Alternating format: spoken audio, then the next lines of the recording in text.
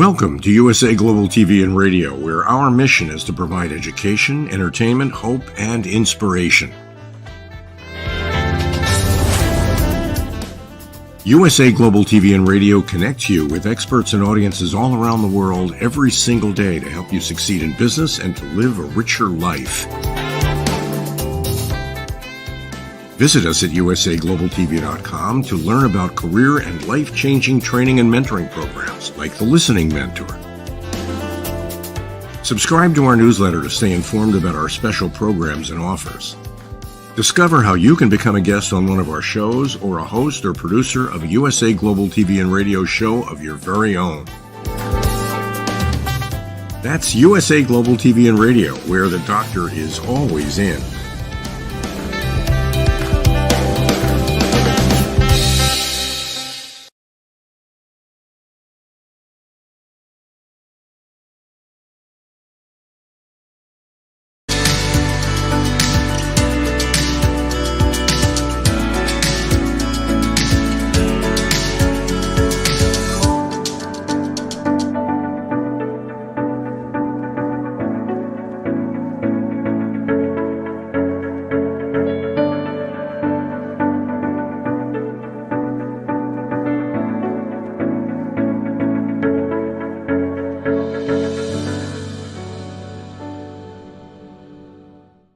Beautiful soul family, and welcome to Weekly Wisdom and Insights, your home for spiritually guided transformation and empowerment. I am your host, Dearjames, and together with the unseen, Spirit, Source, and Symphony, we look at the current energies to the divine wisdom and knowledge, and we go as guided. And this is part 3 of 4 parts of these total solar eclipse energies, the Mercury retrograde energies, and the upcoming, the Mars Saturn conjunction energies, and the upcoming on Saturday Jupiter-Uranus conjunction energies, all setting a fiery tone of change.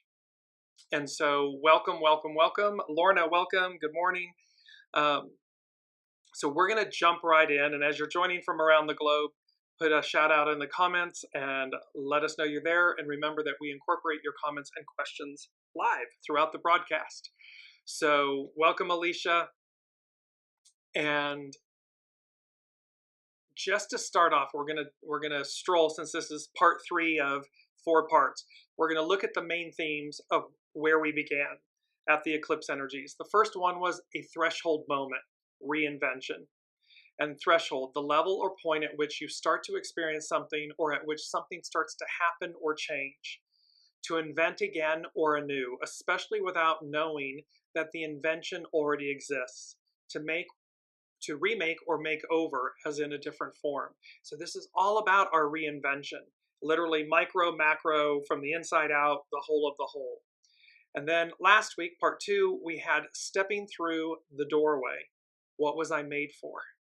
And this whole discernment about what's my purpose? What is the new change? What is it that I will attract and draw to myself in this moment of extraordinary energies and time shifts and as above, so below energies? And then we move to part 3 this week, and we have a beautiful main theme. I'm going to bring up the image, a healed heart, 3 of Swords to 3 of Cups. And you have this beautiful image, this purple violet tree that's shaped like a heart, with the purple blue sky and everything, and this a healed heart. And that is the real message, that these energies, because remember the eclipse energies, so the new moon and the sun and Chiron, the wounded healer, were conjunct together at 19 degrees Aries, I believe, and thereby we have this healing aspect going on, a healed heart. And it's a healed heart, meaning it's done. It's a fait accompli. So even though we may not feeling it in the moment, that is the energy, that is the where we're going. And it's this 3 of Swords to the 3 of Cups. And then when you look at the field, this golden field with these kind of violet purpley flowers, it reminded me of the Wizard of Oz. And when Dorothy and the Tin Man and the Scarecrow and the Cowardly Lion and Toto end up in the poppy fields. and how they kind of drift off because the poppies have them. There's a spell on the poppies that makes you fall asleep. And that's what it was conjuring. Again, the Wizard of Oz, and this mastery of everything we look for is within us. And let me just go briefly to, so this Three of Hearts and the Three of Swords. We're going to talk about them. I'm going to bring up an image so you can see what I'm talking about. On the left of the screen is the image in the tarot of the Three of Swords, and it's literally a red heart with three swords kind of stabbing through it. You can see there's storm clouds and thunder and so forth behind it. And then to the right is the Three of Cups, which is known as the Three of Hearts, the Three of Cups, about emotions. And so the Three of Swords denotes heartbreak, separation, sadness, grief, sorrow, upset, loss, trauma, and tears. One of the most iconic images in the tarot, the Three of Swords displays a floating heart that is pierced by three swords. Above it, there are heavy clouds. There is also a heavy downpour in the background. The symbolism is pretty opaque, and the emotional effect that it has is immediate. The heart is the seat of warmth, affection, and spirit, and the three swords indicate the power to harm, cause pain, and create suffering to what it pierces. This is an image of grief, loss, and literally heartbreak. The clouds and rain depict the surrounding grimness of the situation. All these symbols point to the Three of Swords, showing a low point in one's life. And remember, a healed heart. The Three of Swords to the Three of Cups. So we're moving from this Three of Swords, the agony, the pain, the separation, the grief, the loss, the heartache, to the actual Three of Cups. And this Three of Cups is a card of celebration. And so the Three of Cups denotes friendship, community, gatherings, celebration, group events, social events. And the 8, 2024 is an 8 year, and hexagram 8 is uniting, unite. So this coming together, this celebration. And it says, with the Three of Cups, you will see three women lifting their cups up in the air in a celebration of some sort. Good times are in the air, for the three ladies have wreaths made of flowers in their hair. Wreaths are often associated with success and victory, so their happiness is well deserved.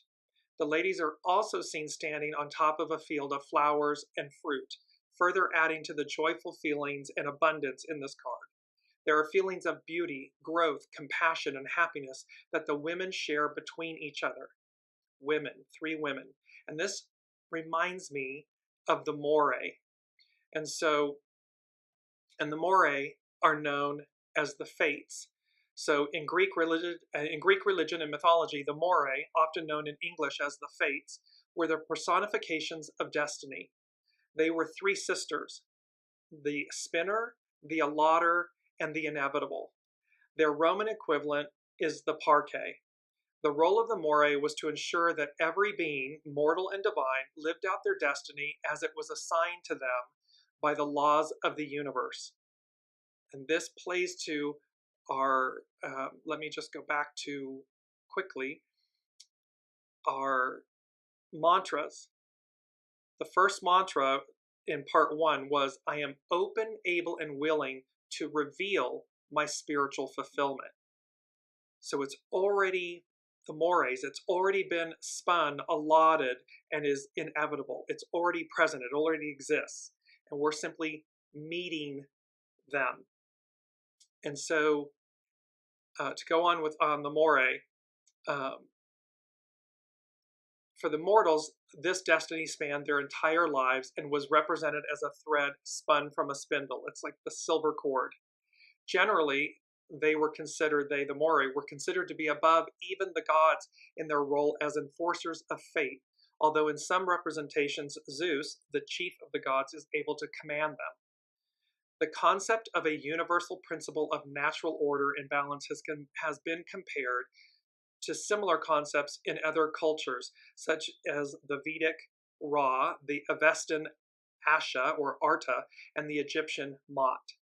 The word Moirae also comes from ancient Greek, which means lots, destinies, apportioners. It also means a portion or lot of the whole.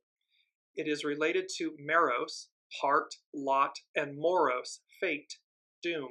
The possible derived Latin meritum, reward, or English merit, may be coming from the Proto-Indian European language root to a lot, to assign. And so we have this beautiful, and let me make this comparison really quickly. We have had before from the devil to the lovers. And so when we're looking at, on the left is the image of the devil card, and on the right is the lovers. And so this enslavement to liberation and freedom, to our original purity. And that is the same, I'm going to bring then to the Three of Swords and the Three of Cups. This enslavement, heartache, hardship, and so forth, to liberation, healing, celebration. And so again, our main theme, a healed heart. Three of Swords to the Three of Cups. And just this beautiful, this image just makes my soul smile because it is so whimsical. It's so beautiful and healing, the colors, the vibrancy with the heart and everything. And then again, these golden pasture lands and everything with the flowers springing through them. And it's spring in the northern hemisphere, fall in the southern hemisphere. But you get the point. There is a healed heart. And so this is where the energies of the eclipse, that total solar eclipse, that was the counter completion to the August 2017 solar eclipse. X marks the spot across the US, the United States. And this advancement, this healing, because it was conjunct Chiron. So let's go on through to the main energies. We're going to bring those in really quickly and just give you the flavor. So 4, it's a 4-month long. It's youthful folly. Try again. Welcome, Olivia. Welcome, Ava. And 17, following, show by example. And this is going to be a very prominent theme. It already is, but certainly from all of these eclipse energies, this month of April, all the energies of the month of April, following, follow, show by example, be led. And this is about soul source connection, going as guided. We have 8, which is a uniting, unite. We're coming together. We are bridging the gaps. We're healed. We are healing from the inside out. So we're uniting all of the parts within us and then everything that's outside of us. 20, we've had this before. It's the beautiful 20 contemplation and overview, that we receive a higher view, a higher octave of what's playing out. We're not down in the trenches, in the muck of it. We are standing at a higher precipice, being able to see through, cut through the illusions. Pardon me, cut through the crap. We're cutting through. And then, of course, the 20 becomes a 2. It's the receptive. It all keeps leading back to the divine feminine, to the divine mother within all of us, to this divine feminine aspect, Aquarian age, and how uplifting and healing and nourishing that is. We need only stay out of the illusion, stay in the eye of the hurricane, because when we get out in the perimeter, it's like being on one of those carousel rides, or I think they've called them the hurricane or the tornado. If you've ever gone to a circus, carnival, fair type thing, they strap you to the perimeter and spin it and the floor moves and everything. Well, for me, it makes me violently ill. But yet when you stand in the center, it's as if it's not moving at all. And that's a paramount point here, is what they're saying, the unseen is saying. So let's move to the astrological influences. And to give you a taste of what we had, part 1 was colossal occurrence, extraordinarily great in size, extent, or degree, gigantic, huge. So these energies, these April energies, are enormous. They are a colossal occurrence. In part 2, a definitive page turner, turning the page on the past. So there's a demarcation, there's an X marks the spot, a demarcation line. We are moving past, we're turning the page on the past. On this week, part 3, it's on the wings of love. And you will see with the Sabian symbols, many references to love, to celebration, and two wings. And so this on the wings of love. And again, we have all the same energies. This on 4-1, we had Mercury station retrograde. On 4-8 was the total solar eclipse. On 4-10, Mars and Saturn conjunct. And coming up on Saturday, 4-20, is the Jupiter conjunct Uranus. And the Mars-Saturn, it creates a new 2-point-something year cycle. And the Jupiter-Uranus conjunction creates a 13-14 year cycle. So all of these new, plus the solar eclipse, this total solar eclipse. So powerful energies. Here's the astrological chart for the total solar eclipse. And as you can see, look at all the planets just stacked up on the right-hand side of the wheel. And they're all, they're all there. And you see the moon, the sun, and Chiron all at 19 degrees Aries. You also see just below the moon is the north node at 15 degrees Aries, which is within 5 degrees orb. So it's conjunct as well. And then to the far upper part, you see the symbol for Mercury at 24 degrees Aries, 5 degrees outside. And there's an aspect about this because Mercury is retrograde. So it's traveling, quote unquote, backwards. Well,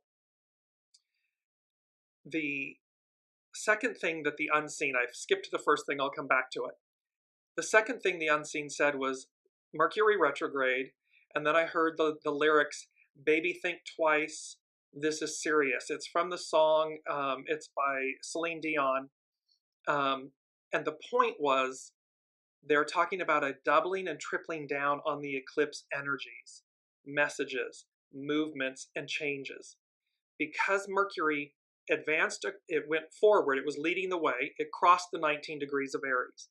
It goes retrograde, we have the eclipse, then it's retrograding, so now it has reversed back over that point, that 19 degrees, and when it goes direct, Mercury will go back over. So each time it's accessing that 19 degrees, and it's Mercury, it's how we think, communicate, speak, it's our interpersonal planet of communication. And so it is going to trigger this point 3 times. And so there's a message here of doubling down on us getting the message. The unseen could not be more clear that we get the message of these eclipse energies and their message, their movement, and the changes, because that's what it's going to invoke. And even if we have yet to see it, something actually occur, doesn't mean it's not happening. Doesn't mean that it won't happen. Because remember, these energies of the eclipse arc out for many months to come. Until the next, so approximately 6 months. So there's a very loud message about with Mercury and us getting the message, receiving, and the unseen is saying getting the messages of the past, and it harks to that statement with Master Jesus when the apostle he said to the apostles, "You're asking where we're going without knowing where you've been."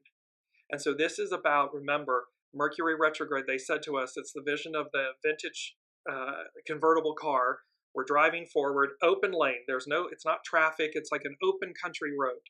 And so it's unobstructed. And yet we're utilizing the rear view mirror, principally the rear view mirror, to navigate forward. We're moving forward, but we're utilizing the benefit of the past, what's behind us, to know where we're moving, where we're going. It's not to live in the past. It's not to retain the past. It's to harness the benefit of the past, the power of the past, to know as we navigate forward where we're moving, where we're going. And then last but not least, we're going to move into the mantras. So in our first part 1, we had, "I am open, able, and willing to reveal my spiritual fulfillment." In part 2, we had our mantra of I am. Today, part 3, our mantra is I am my new reality. And I love this image. It goes so well with the main theme image in the sense that you see this beautiful, like vibrant red trees, and they've come up and over and they've made a beautiful white heart in the center. White, purity, renewal, new beginnings. And the message, our mantra, I am my new reality. So as we change, as things move through and move about, remember there's a new reality. And we're creating it in every moment of every day. I am my new reality. And so it means that we embrace change. We are in the flow of change. We get the messages. Mercury doubling down, we get the messages. And how do we get them? Why do we get them? This is the first thing that the unseen said. A direct connection to and with Source. And we're going to finish with this in part 4. And it has to do with Hebrews 7:26 and woe of the Pharisees and peace be with you. However, the point for part 3 of this 4-part series of this month of April is we have a direct connection to and with Source, Spirit, Symphony, Buddha, Allah, God, the all that is, however you relate to our higher soul source connection. We have a direct connection to that source, to that wisdom, to the purity of that truth, and what has been created for us. And so no matter the illusion of what's playing out, because remember, the old gets dismantled. There's chaos. It goes chaos, calm, chaos, calm. So as we're making massive changes, and we're moving from Piscean to Aquarian, patriarchal to matriarchal, it's a massive shift. And so there's chaos because there are those that are clinging to power, clinging to what was, not wanting to release it.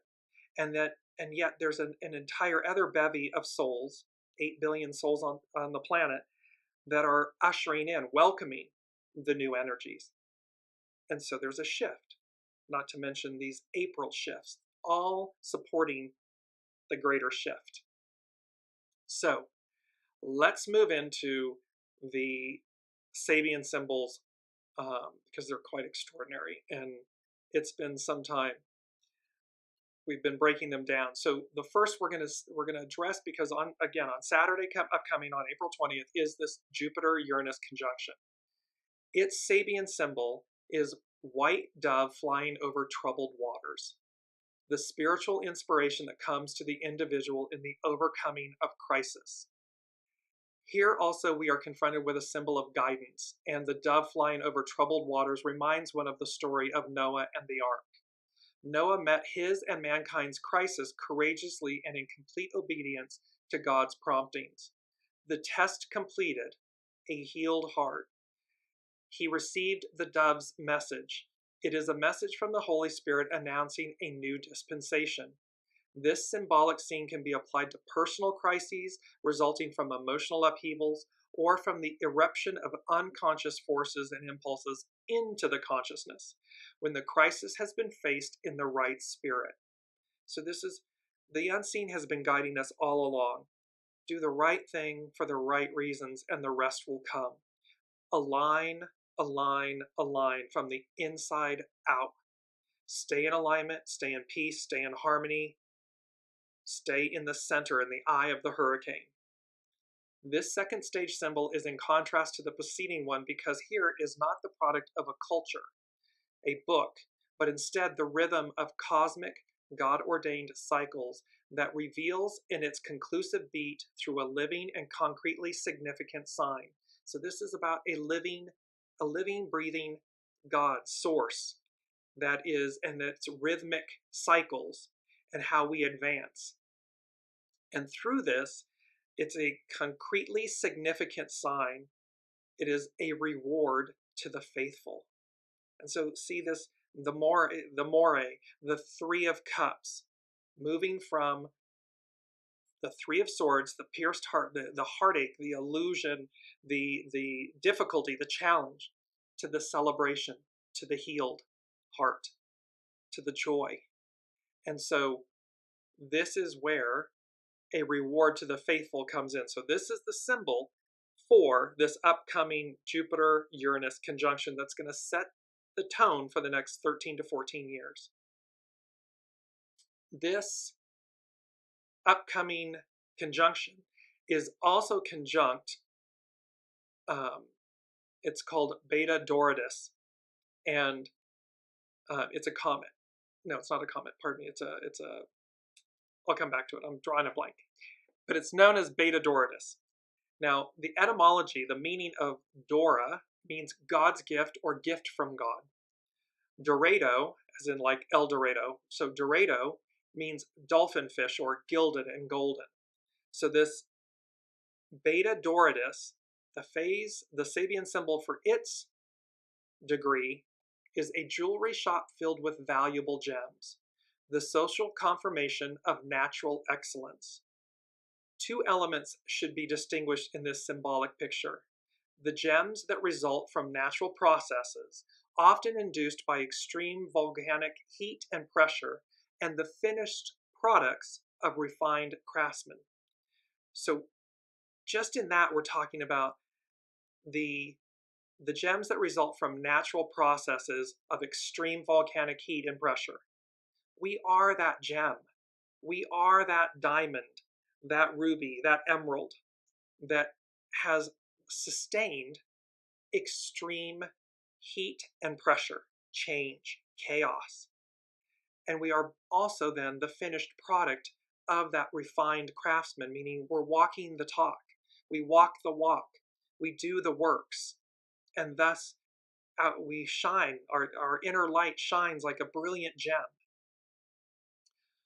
Both the gems themselves and the artistry are highly prized and bring prestige to the owner of the jewels. The symbol applies to any product in which culturally acquired skill has embellished or transformed the end result of a lengthy and demanding natural process. Eons, centuries, millennia, we have been honing and polishing, awaiting this moment, this transformation. And it's been a lengthy, demanding, natural process. I mean, from the time of Master Jesus to now, 2,000 plus years. The Piscean to the Aquarian era, 2,000 plus years. Pluto in Aquarius, 246 years. So there's a long, lengthy, and demanding natural process. With this symbol at this stage, we are concerned with the social process which brings about a certification of personal worth, a reward to the faithful, a certification of personal worth. It means that as above, so below. It's this, remember they said you're being seen, you're being counted. So this certification of personal worth and this reward to the faithful is being received, is being experienced. It is being renewed. So those are the Sabian symbols for this upcoming Jupiter-Uranus conjunction which is also conjunct Beta Doradus on April 20th. And again, it's going to arc out 13, 14 years. So now we're going to look at the Sabian symbols that are conjunct. Just going to bring up the astro chart again. So you see the Sabian symbols will correlate to the horary chart for the total solar eclipse.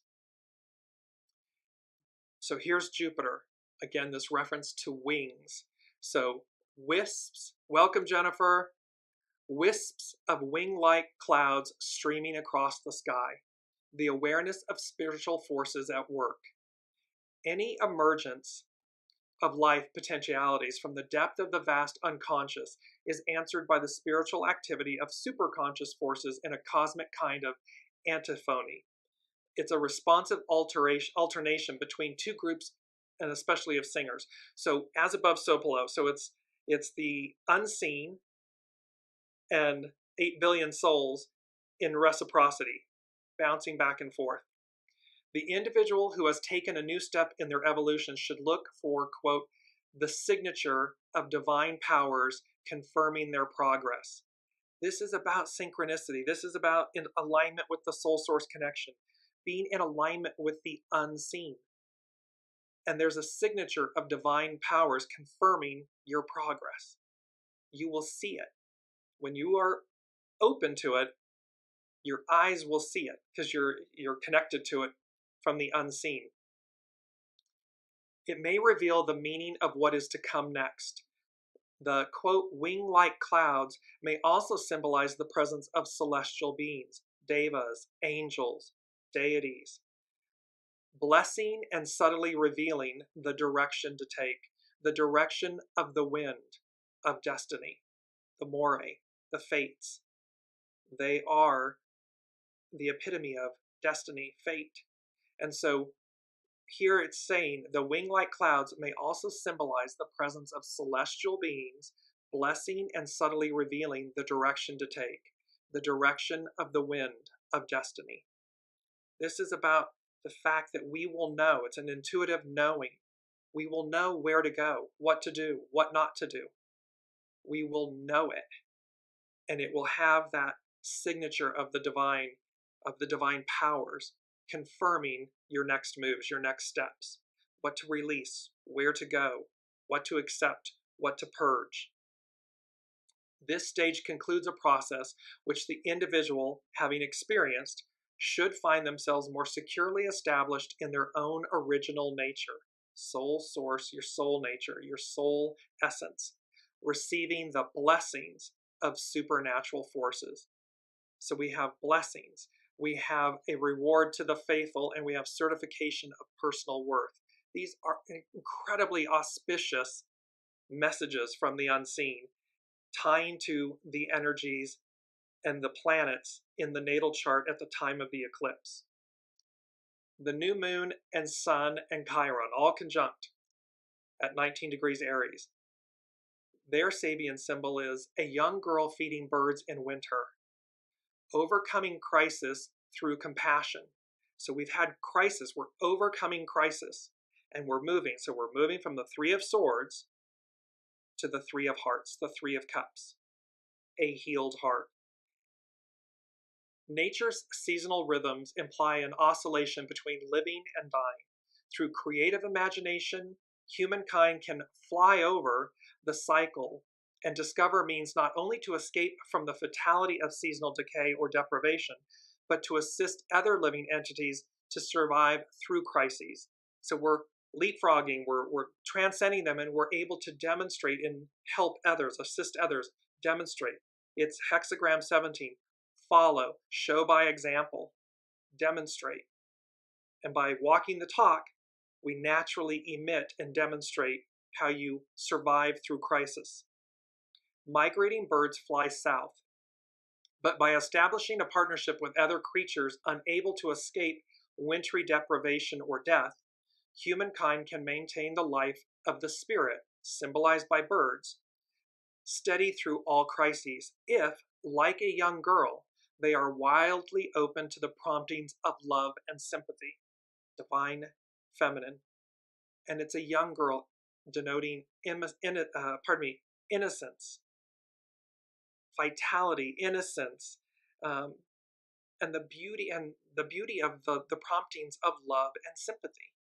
And this goes to the heart of number 3, because this word escape has constantly been shown in this hexagram, where the new moon, the sun, and Chiron, they are the main players of these eclipse energies. And it's about escape, how to, not only to escape wintry deprivation. There's all this reference to escape. And number 3 from the unseen was the word escape. No one escapes the tragedy, the outcome, the result, the reality.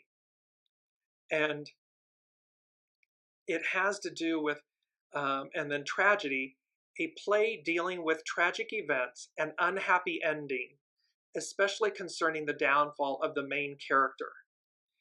This immediately spoke to, first off, it's like, well, who's the main character? Oftentimes one would say, or most times you would say, it's the protagonist. However, the main character can be the antagonist that has created the chaos, the adversary. And initially and immediately, what came to mind when I received this from the unseen was, it's the bruised heel, crushed head from Genesis 3:15. So in essence, Master Jesus, his heel is bruised, but he crushes the head of the adversary. So no one escapes the tragedy, the outcome, the result, the reality of this event or this play dealing with tragic events concerning the downfall of the main character being the antagonist, the main character being the shadow aspect of the patriarchal divine masculine rule, the chaos that we are purging and cleansing. It's the aspect of where we've been so we know where we're going. It is not about dragging that along with us. It is about purifying it and purging it so that restored, renewed, we advance. Speaking of advance, North Node. The North Node is where it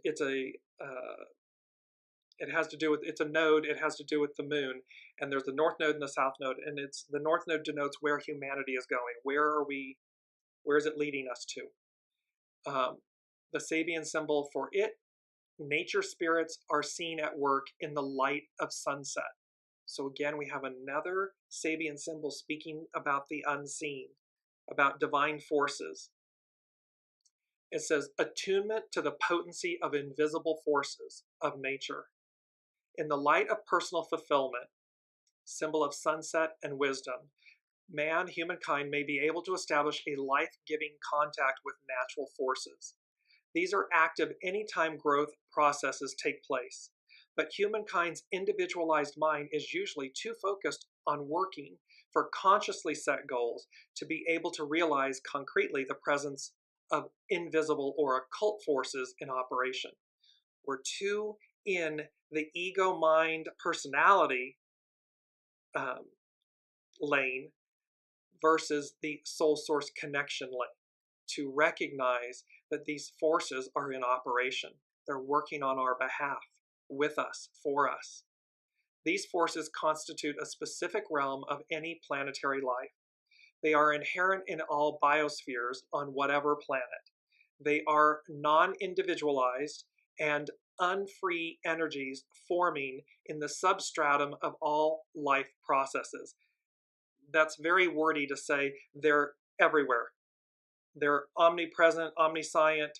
They are everywhere. And they are part of a substratum of all life processes. Thus, of the process of integration at the level of the planet as a whole, meaning the planet as an organism with its automatic systems of growth, maintenance, and organic multiplication. In this planetary organism, those nature forces act as guiding and balancing, harmonizing factors, somewhat as the endocrine system does in the human body. And behind this system, the more occult wisdom web of chakra energies related to prana, life force, the solar energy. It is when this energy becomes less dominant.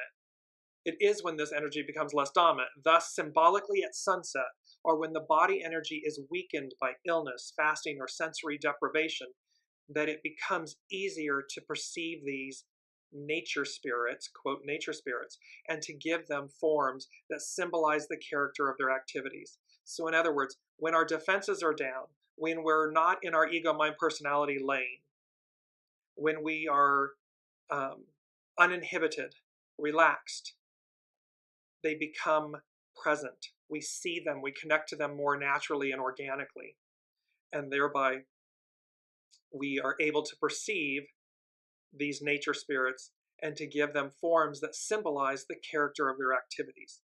It can be a billboard, it can be a song, it can be an image in the clouds, it can be a call from a friend, a family member, or something. They take form and symbolize the character of their activity. These forms differ with the cultural imagery of each human collectivity, retaining nevertheless some basically similar characteristics, meaning that where we are, our place of origin, where we live on the planet, what societies we partake in, and so forth, will play a role. It will speak to us in a matter of character and symbology.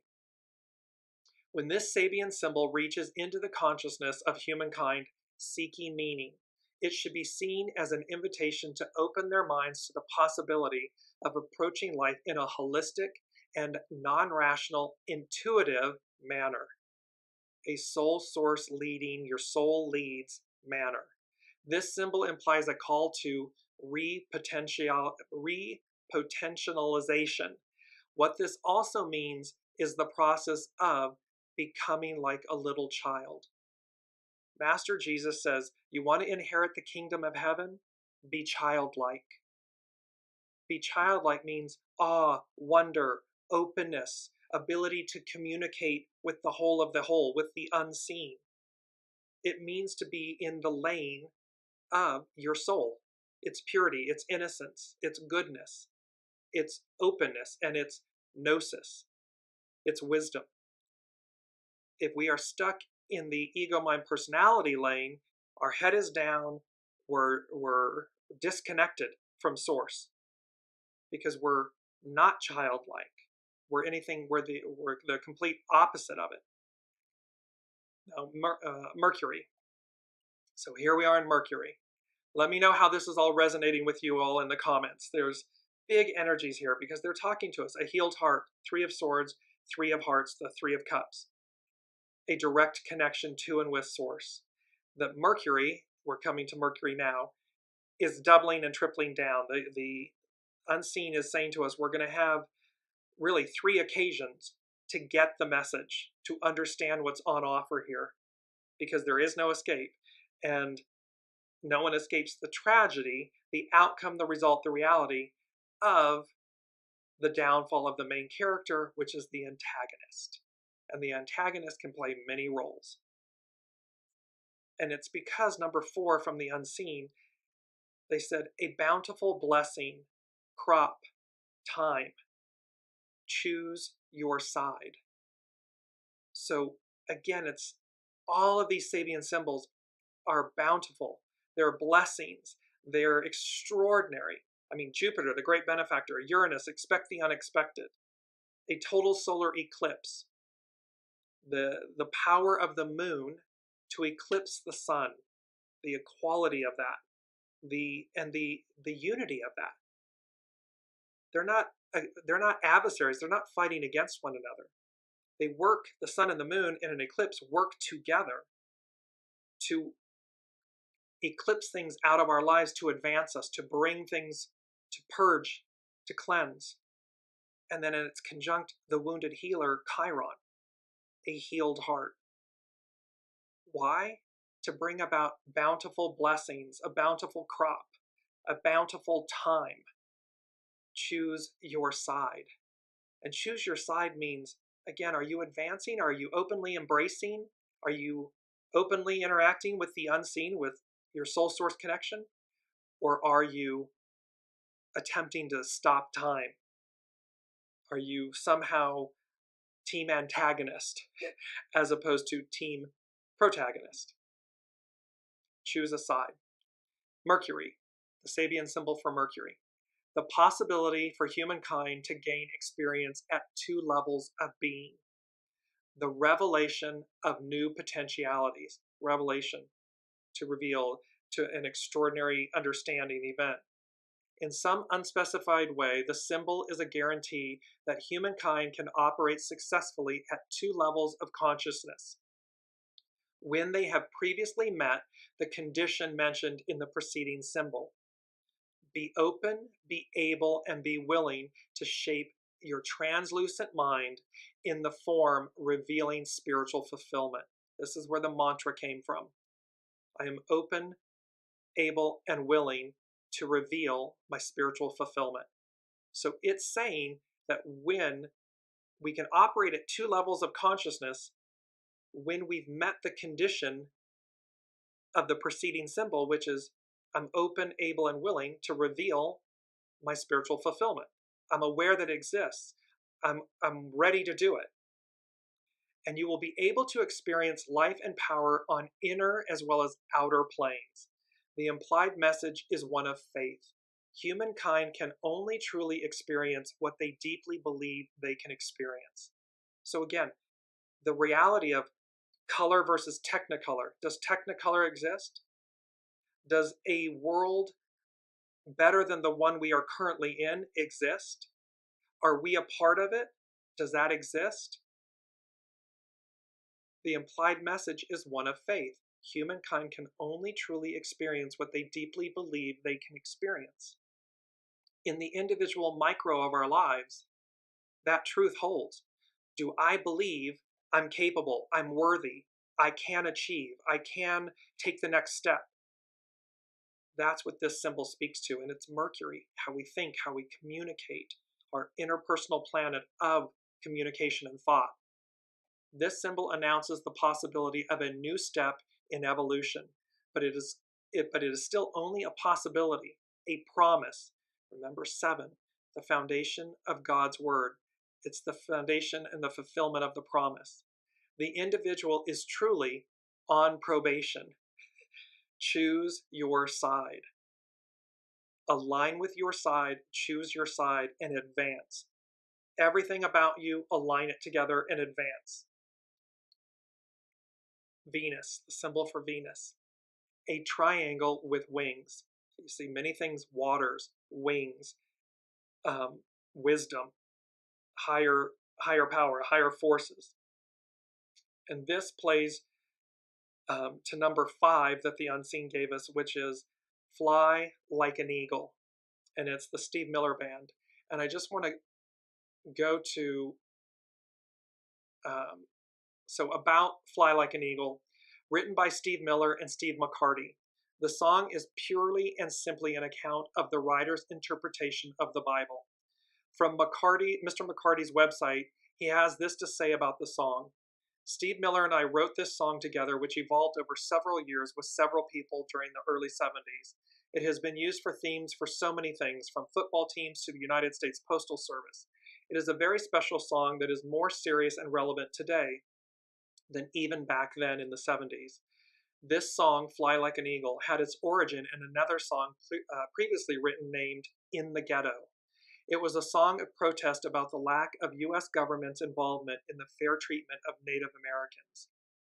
Native indigenous peoples, Native Americans, so in tune with Mother Nature, Mother Earth, the animals, spirit. And in essence, this In the Ghetto, this protest about the lack of consciousness in their fair treatment. In the chorus, Fly Like an Eagle, to be carried in spirit, is a direct reference to the Old Testament prophet Isaiah. In Isaiah 40:31, in the King James Version, we read, "But they that wait upon the Lord shall renew their strength. They shall mount up with wings as eagles. They shall run and not be weary, and they shall walk and not faint." Whereas Mr. Miller's verse, "Feed the babies who don't have enough to eat. Shoe the children with no shoes on their feet. House the people living in the street. Oh, oh, there's a solution." In Miller 1976 is a direct reference to the New Testament in Matthew 25:34-36. "Then the king will say to those on his right, 'Come, you who are blessed by my Father, inherit the kingdom prepared for you from the creation of the world. For I was hungry, and you fed me. I was thirsty, and you gave me a drink. I was a stranger, and you invited me into your home. I was naked, and you gave me clothing. I was sick, and you cared for me. I was in prison, and you visited me.'" The solution is to treat others the way you would want to be treated. Again, this is found in the Bible New Testament, Matthew 7:12, the golden rule. "So whatever you wish that others would do to you, do also to them, for this is the law and the prophets." So we see how this on the wings of love, fly like an eagle, this do unto others as I would have done to me, because there's a deliverance at hand. There's a new dispensation at hand. They're drawing a line in the sand. You're being seen. You're being counted. And this personal lives, personal relationships, the relationship with ourselves, institutions, businesses, small businesses, governments, it applies to all of us. Because again, what's at the heart of all of them? People. Sabian symbol for Venus, a triangle with wings. The capacity for self-transcending. This is the symbol of the desire to reach a higher level of existence, of pure aspiration or devotion, of bhakti. What has emerged in the first phase of the process of differentiation is becoming aware of the possibility of further upreaching. We have that beautiful image from Disney's Up, that upreaching. We're being uprooted and delivered to a new place, to a new way, a new dispensation. The principle of levitation is seen as one of the two essential factors in evolution. The emergent being glorifies and deifies it, but it is still only an ideal. At this stage, nevertheless, the whole being experiences a childlike longing for its eventual realization. We have a childlike urge and knowing and desire for this higher realm of existence, this higher realm of possibility. At this stage, quote, a new dimension of being is envisioned, mobilizing creative endeavors. It's mobilizing us to create anew. It's mobilizing us to dream and believe and know that the ideal becomes the new reality. It's no longer trekking up the mountain. We've been so focused, this long process. We've been trekking up the mountain, trying to get there, trying to get to this ideal. Well, at this stage, a new dimension of being is envisioned, mobilizing creative endeavors. It's Venus, representing the divine feminine. The symbol for Neptune, light breaking into many colors through a prism. The analytical power of the mind necessary for the formulation of life processes in their many aspects. Cycles of existence begin in unity and end in what Dane Redier has called multi-unity. At the stage of consummation, the many individual differences are totaled. They constitute a sum. Within that sum, a unified total. The inevitability of the future process of differentiation is implied. So the future, the difference of what's before us is juxtaposed against what we've already experienced. And thus we return to this state of chemical matter known as humus. What the symbol tells us is that unity will always break again into multiplicity. The prism is always there. So in other words, chaos, calm, chaos, calm. It's constant because it's ever ascending, it's ever transcending, it's ever evolving. And that is true of us. We are not the same person we were in high school that we are in our 30s, 40s, 50s, and 80s, and hundreds. We go through incarnations within the incarnation. We are continually evolving as this beautiful multiplicity of this prism. There is no absolute unity. If anything could be called absolute, it is the relationship between the one and the many. The only absolute is your soul source connection. It is the one constant. It is what we come into this life with. It is present all throughout our life, and it is what we leave with. We don't take our possessions, our physical possessions. We don't take our homes, our cars, our titles, our cash, and, we don't take that with us. The only absolute is the relationship between the one and the many. This symbol points to the fundamental type of operation in all modes of existence. The most beautiful and seemingly everlasting experience of unity will in time be superseded by the need to attend to a multiplicity of details. This symbol speaks to differentiation.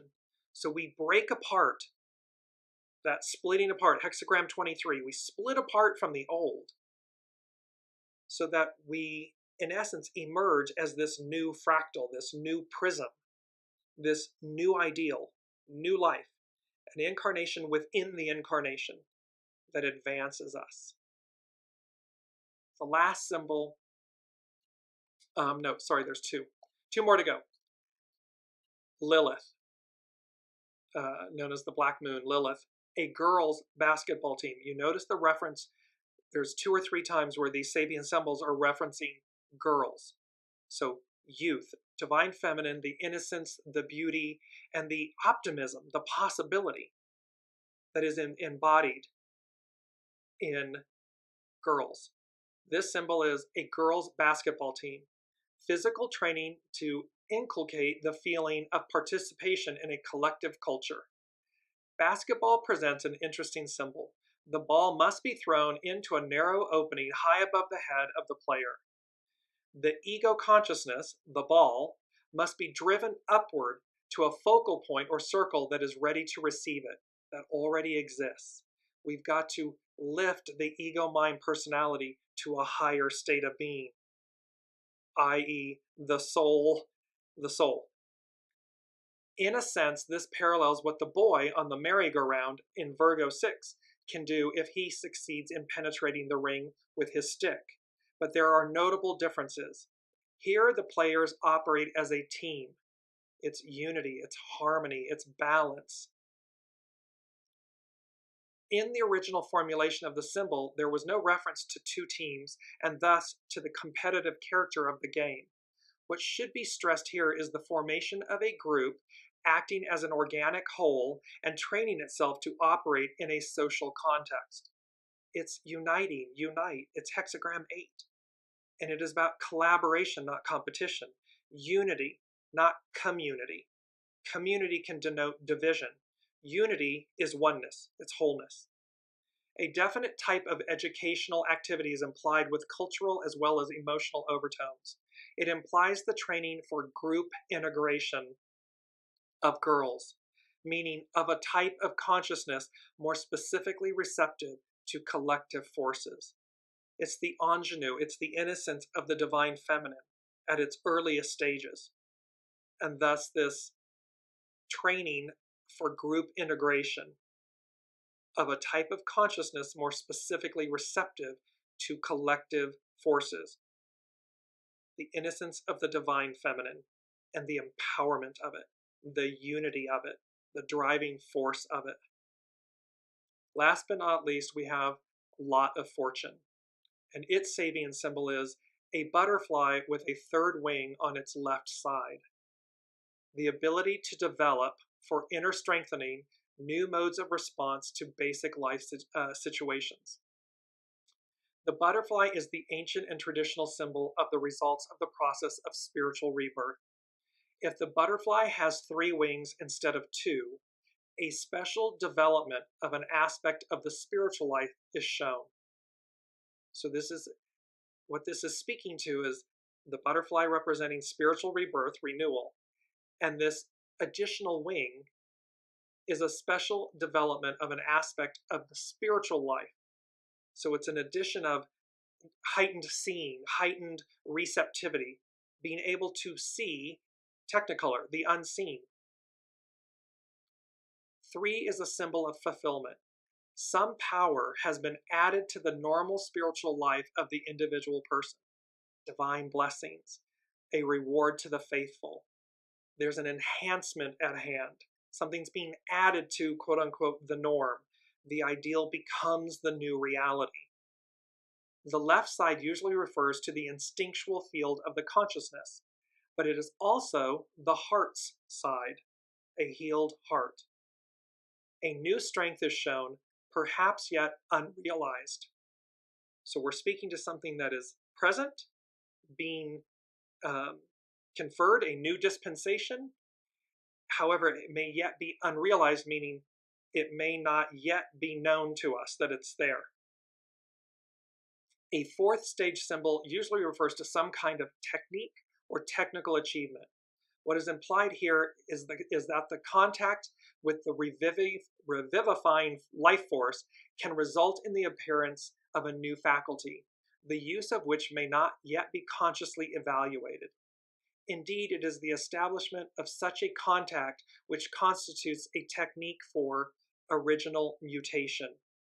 Mutation, the changing of the structure of a gene, resulting in a variant form that may be transmitted to subsequent generations, caused by the alteration of single base units in DNA, or the deletion, insertion, or rearrangement of larger sections of genes or chromosomes. Something within us becomes activated. Something that has been dormant is turned on, and thereby the original mutation is changed. This gift and reward to the faithful that allows us to operate at a higher level. This is the argument with AI, artificial intelligence, that somehow artificial intelligence is the end-all be-all, is going to advance humanity. When here it very clearly speaks to original intelligence, source. It's already a part of us. It is not outside of us. And thus the activation of this faculty, this third wing, raises us to a whole new level of being, to a whole new world. And thus, it's not artificial, it's original. It's inherent, it's innate, and it's a reward to the faithful. I'm going to close with our two quotes. Our first one is, desiring to lead the people, one must follow behind them. This is by the master. And what this speaks to is, and it goes with the beautiful quote we had from Plato, only those who do not seek power are qualified to hold it. Well, this is desiring to lead the people, one must follow behind them. It means you create no obstruction. There's no illusion. There's no competition. There's no jealousy. There's not a Three of Swords wounded heart. You stand in the beauty and the empowerment of a healed heart. You are not afraid to ask what you do not know. You are not afraid to lift the entire boat, the entire village. Because in unity, we all arrive, we all advance. And thus, there is a bountiful blessing, a bountiful crop, a bountiful time. Choose your side. There's more than enough. There has always been more than enough. It's just, what side do we choose to be on? What do we believe? Mercury, doubling down, tripling down on the message. Last but not least is this beautiful quote by the master as well. To benefit others without extracting gratitude, and to steward without exercising authority is virtue. So again, this beauty of the fact that to steward or to benefit others without extracting gratitude, we don't do something with the intention of getting something in return, of extracting something. And we don't steward to exercise authority over others, to oppress, suppress, control. That leads to our downfall. And in this image, she's known as Lady Justice, but she's also known in originality as Themis. In Greek mythology and religion, Themis is the goddess and personification of justice, divine order, law, and custom. And virtue, she represents virtue, the quality of doing what is right and avoiding what is wrong. High moral standards, moral excellence. It is a form of goodness. And so Themis, Lady Justice, being represented with this quote. And note that Lady Justice is blindfolded. She's not seeing with her physical eyes. She's all-knowing with her intuitive knowing, with her soul source connection. She holds the scales of justice high, meaning virtue and justice are paramount. And in her right hand that's lowered, she has a sword. She cuts through. She cuts through the minutia. She cuts through the illusion. She cuts through the BS to render justice, virtue, goodness, moral excellence. So these energies of the eclipse, I don't know about all of you, but they are building, and there's a crescendo coming with a beautiful moral reminder is what part 4 will be and is. And so as we look through and as you work through these energies of the month of April that are going to play out for months and years to come,